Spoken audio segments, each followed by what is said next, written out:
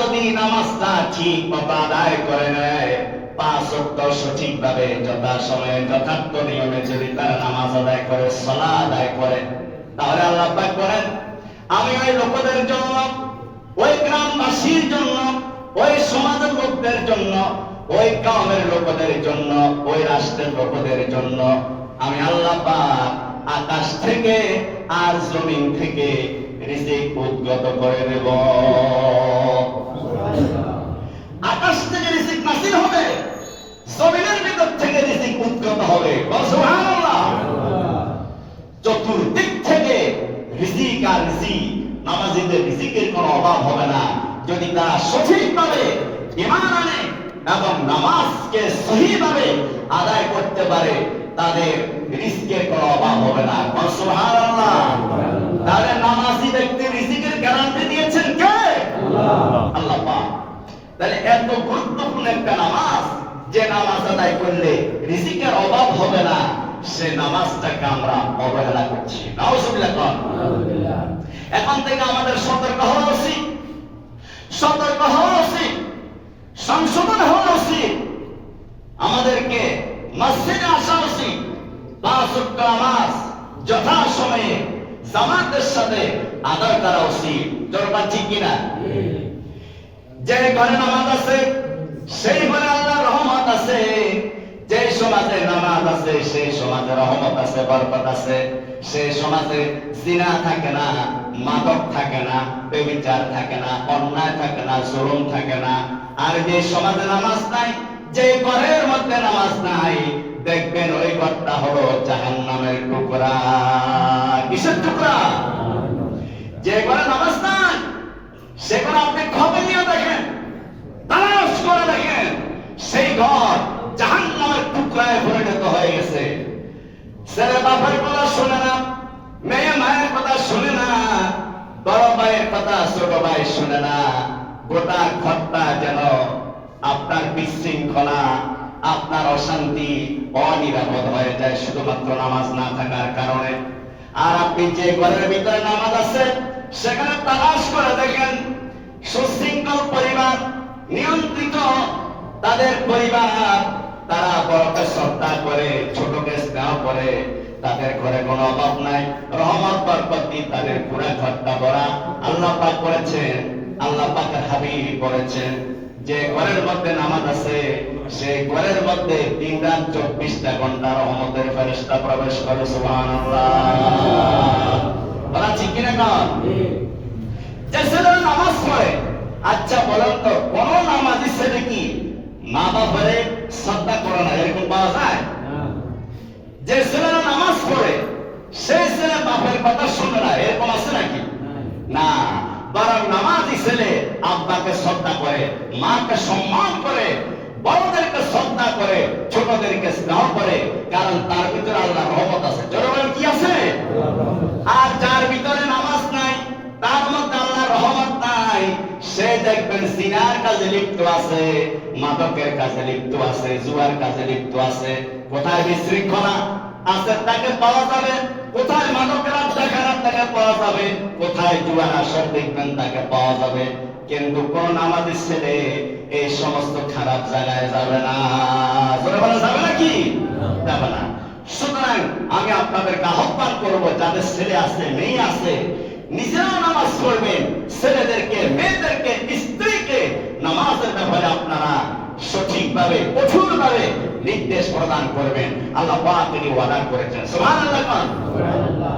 শুধু নিজে নামাজ পড়ো, ছেলে মেয়েকে, স্ত্রীকে বলবো না। আল্লাহ কিন্তু সেটা বলেন।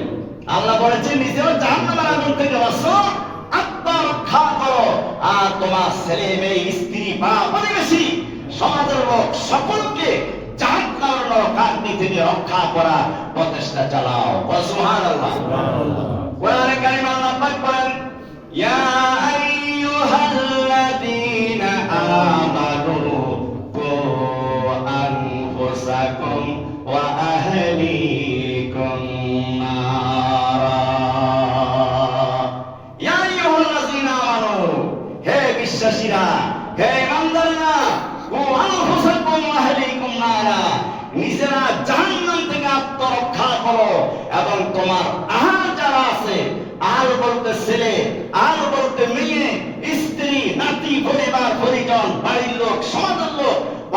প্রতিবেশী সকলকে জাহান্নাম থেকে রক্ষা করার চেষ্টা চালাও। সুবহানাল্লাহ।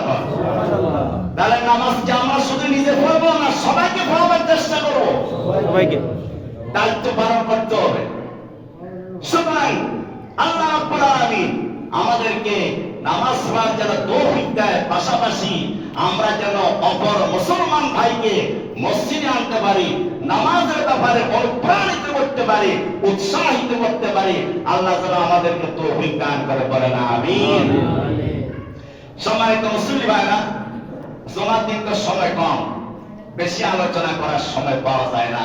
এই সংক্ষিপ্ত আলোচনার মাধ্যমে আমরা এটাই শিক্ষা নিলাম যে নামাজ ছাড়া মূলত পরকালে বাঁচার কোন রাস্তা নাই। জোরে আছে? নামাজ ব্যতীত জাহান্নাম থেকে মুক্তি লাভ করার বিকল্প কোন রাস্তা খোলা নাই। জোরে আছে?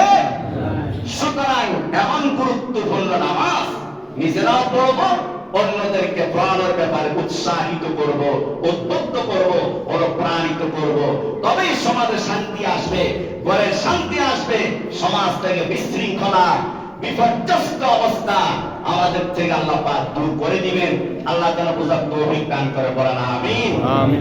তো আজকে আমরা একটা সুখবর, আমাদের সালাতের পরে 2 রাকাত ফরজের পরে জুমা আমরা আমাদের যে দেশনেত্রী সাবেক 3 বারের প্রধানমন্ত্রী বেগম খালেদা জিয়া, তার জন্য আমরা মিলাদ করব, তার জন্য দোয়া করব, প্রাণ ভরে তার জন্য দোয়া করব।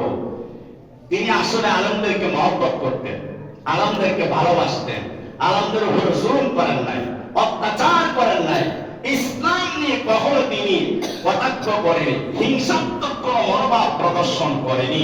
এরকম একজন ইসলামী মূল্যবোধে বিশ্বাসী দেশনেত্রী 3 বারের সাবেক প্রধানমন্ত্রী বেগম খালেদা জিয়ার জন্য শুধু বাসন্দা মধ্যপাড়া মসজিদে নয়, বরং সারা বাংলাদেশে 4.5 লক্ষ মসজিদ আছে। 4.5 লক্ষ মসজিদে একসাথে একযোগে আজকে সেই মরহুমা সাবেক প্রধানমন্ত্রী বেগম খালেদা জিয়ার জন্য দোয়া হবে, মিলাদ হবে, মুনাজাত হবে।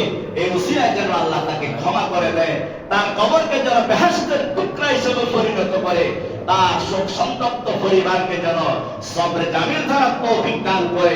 পাশাপাশি এটাও একটা দোয়া করি, সামনে আমাদের নির্বাচন, আমরা দোয়া করি আমাদের দেশের জন্য এমন একটা প্রশাসক তুমি কবুল করো, যার অধীনে দেশ শাসিত হলে দেশ ক্ষুধামুক্ত হবে, দারিদ্র মুক্ত হবে, সন্ত্রাস মুক্ত হবে, মাদক মুক্ত হবে, দেশ সুখে শান্তিতে সমৃদ্ধিতে সারা বিশ্বায়নে মাথা উঁচু করে দণ্ডায়মান হবে।